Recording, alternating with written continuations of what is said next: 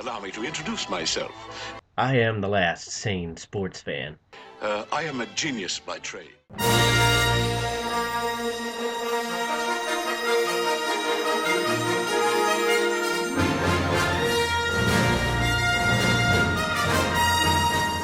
Hello everyone and welcome once again to The View from the Midwest. It's time for a special edition, a review of The Force Awakens, the newest installment in the Star Wars franchise, with the help of my little friends Kylo Ren and Kylo Ren Pop.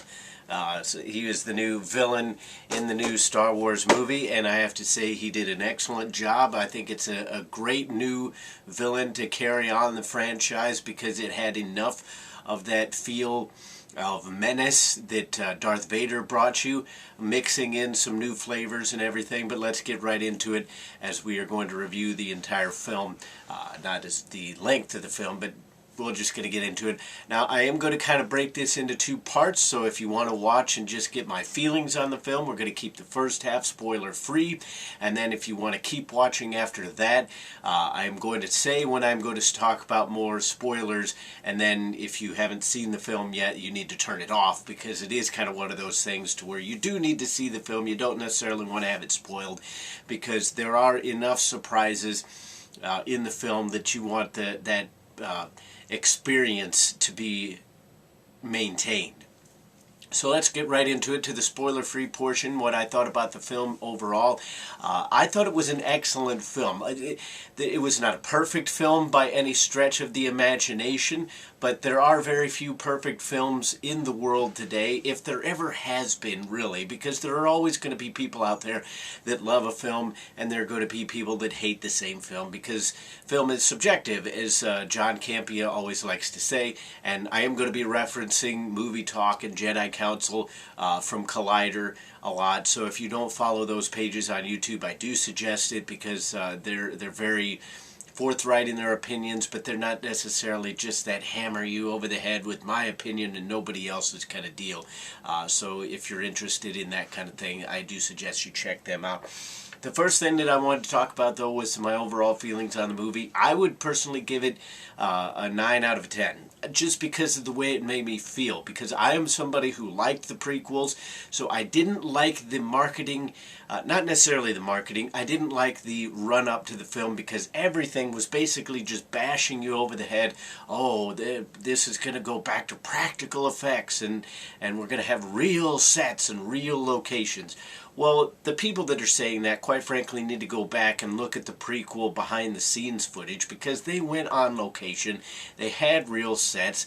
Yes, George Lucas relied a lot on green screen, and I didn't like the fact that the clone troopers were 100% CGI. But outside of that, this idea that he used no practical effects whatsoever and completely 100% CGI is a myth that has been perpetuated by the media, and there wasn't that much in terms of, other than the creature makeup, there wasn't really that much return to practical effects compared to what was in the prequels, except for what we are led to believe happened. And I could do an entire video on the differences between those, but I'm not going to waste your time with that. It was a return to what the original Star Wars made you feel like. And even as someone who enjoyed the prequels for what they weren't terribly well acted movies, but I thought they had a good story. This movie did surpass all of those, maybe with the exception of Revenge of the Sith. That one will have to stand the test of time, but I do right now think that Episode 7 was better than Revenge of the Sith, just because it was a return to form. It was a return to how the original films made you feel. I thought the film was well directed. There are a lot of complaints about some similarities that we'll get into more in the spoiler type portion of the review, but I thought J.J. Abrams did well with what he was directed himself to do with the franchise, which is basically he has to set everything up. The first episode is always going to be the most difficult, because you have to introduce new people, you have to get them in the situations that present the danger, and then you have to work everything out, all within the span of only about 2 hours. And I thought that he did an excellent job of that. Could he have done a few things better here or there? Sure. But anybody who directs any film is going to tell you, oh, I could have done a little better there. this portion could have been a little bit different, but you run out of time, you run out of money, what have you, given the situations. I thought J.J. Abrams did an excellent job given the task that was set before him. The acting was tons better than it was in the prequels. I will even say that it was better than that in the originals, because people forget that, I mean, that was George Lucas directing the original movies, and although they overcame a lot of things, the dialogue wasn't necessarily all that great in the originals. We've fallen in love with it as time has gone on, but it wasn't a terribly well acted movie overall, and I think this movie was a little bit better. Again, there are little pieces here and there. I don't think Carrie Fisher did all that great of a job in her role as Princess Leia, but we don't know what direction she was given. Perhaps that's how they told her to act certain scenes. And again, I'll get into that in the spoiler portion a little bit later, but I thought the acting overall was very good in this movie. It's not going to win any awards. You're not going to see any Oscars given for the performances within Star Wars, but I thought the acting was an excellent job. The pace of the movie I thought was right on par. By the time that I got out of it, I was like, wow, I mean, the whole movie, the first time, you're sitting there just watching it up at the big screen, like, wow, and you're just trying to catch your breath, and everything just seemed to go by too fast.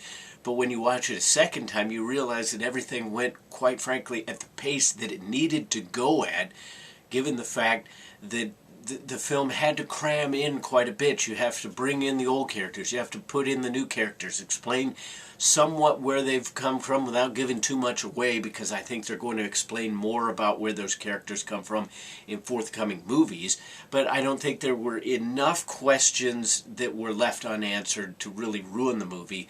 But there were just enough left in there to where you're not having every single thing answered for you right off the get-go. Because when you think about A New Hope, you don't know who the Emperor is. You get a mention, but you don't know who he is. You don't know a lot about what's going on in the galaxy other than the fact that this Death Star has been built and the rebellion is out to stop it. Same thing with this movie now. You don't necessarily get given all the answers right up front, because everything will kind of be answered throughout time.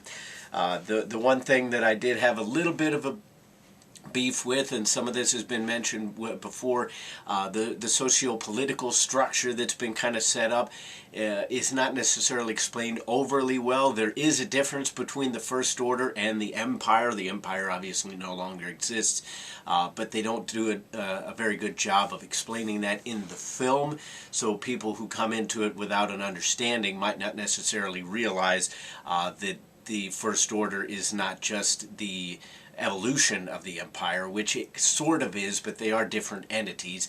And the same thing can be said of the Resistance is not what the Rebellion was, even though it is made up of ex-rebellion people. But outside of that, it's a minor gripe. The only criticisms I do have of the film are a few of the characters were underutilized. Poe Dameron, I thought we could have seen a little bit more of him, got a little bit more on his backstory, but again, you're trying to shoehorn all this into a certain amount of time. I mentioned Carrie Fisher. Her acting was a little bit on the wooden side, but again, that might have been what she was told to do. The first time that I saw the film, I didn't care for the music. As I've seen the film again another time, and I've bought the soundtrack, the music is really starting to grow on me, and a lot of people have talked about it, whether they liked it, whether they don't. It fits the film, and this ties into one of my other sort of criticisms. It's not really a criticism, but you could tell that this was the first film not controlled by George Lucas. Certain sound editing choices, certain editing choices, you could tell that that was not necessarily the way that George Lucas would have done things, and the music, I think, was a huge portion of that. Playing into, I think, why a lot of us didn't necessarily enjoy the music right off the bat, because when George Lucas put his music into the film, whether J.J. Abrams let John Williams do his thing, or whether J.J. kind of said, no, I'd like this here, that there, this kind of feeling, it's going to be different whenever you have a different director. George Lucas was in charge of all that stuff, whether he directed the films or not on the original trilogy. He was still in charge of the music and getting all that stuff together and collaborating with John Williams. but the music, the way he described it, was an actual character in the film. So it played a key role in every single scene in the movie. J.J. Abrams, I think, comes about it more from a traditional filmmaking standpoint, to where the music is important, but it's just kind of a little cog in the machine that is the film as a whole, whereas George Lucas considered it almost an on-screen character. So I think that is a big difference. The way that the sound was edited, the music I should say, was edited into the film. I think that was a big key to why we enjoyed the music or didn't. As I've listened to the soundtrack by itself now, there's still not that kind of piece that just sticks out to where you're like, yeah, wow, that's just real great Star Wars rousing music. The March of the Resistance is fantastic. It's really grown on me, but as a whole piece, it didn't necessarily stand out the way some other Star Wars films had. But that's really kind of a gripe, and ultimately I enjoyed the music and it fit in with the film. The more you see the film, I think the more it becomes part of that whole, whereas originally it was somewhat of a detraction. Now I don't think it necessarily is. One more thing that I wanted to talk about was, again, a little bit of gripe talking about this, was the only thing I was worried about too much right from the beginning. There seemed to be a little too much comedy.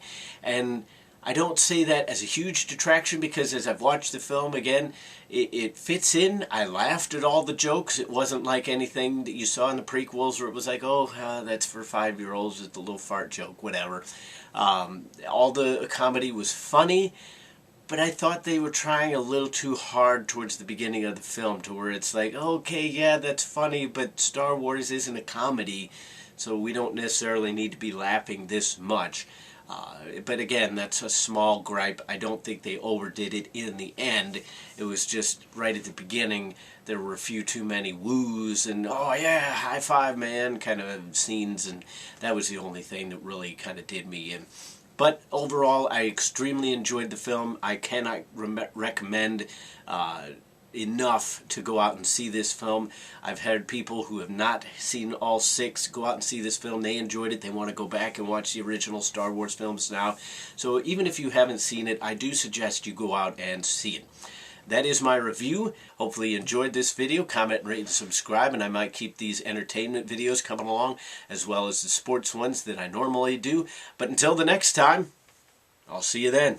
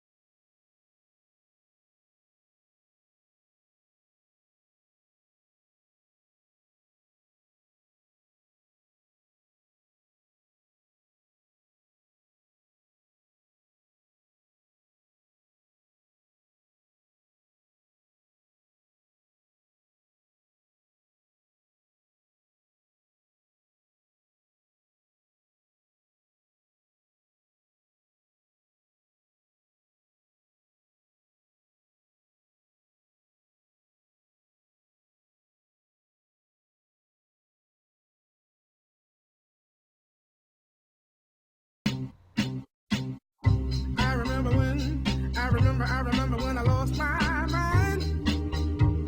There was something so pleasant about that place. Even your emotions have an echo in so much